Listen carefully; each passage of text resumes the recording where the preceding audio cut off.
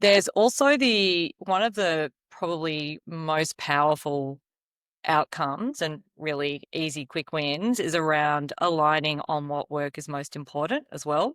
And this is really interesting because when you have that leadership perspective on what's important and you have a bottom up perspective from the employees or the team in terms of what's important, we'll often see a significant misalignment, up to 65% misalignment in some teams. And what that's saying is that people aren't necessarily clear on what is the most important work that we need to get done in order to drive the outcomes. And then really the way to sort of solve that and the action for that is to be having a really open conversation around the work that we do and therefore, really being a bit clearer around these are the most important aspects that we need to focus on as a team, but also how that cascades down to individual roles as well. It can often be illuminating for leaders to see what work people are deeming important, and often that can lead to really interesting conversations about what's required as part of their jobs to get some of this work done as well. So, Who tends to be right?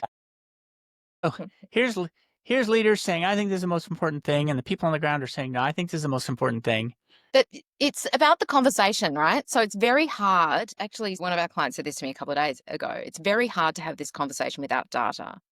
But once you've got the data there to say, listen, we thought this was the most important work. Why are you saying it's not? And having that open conversation with your team, again, who are the experts in the work because they do the work, listening to that, and then actually working through, well, what are our highest priorities and why do you think that?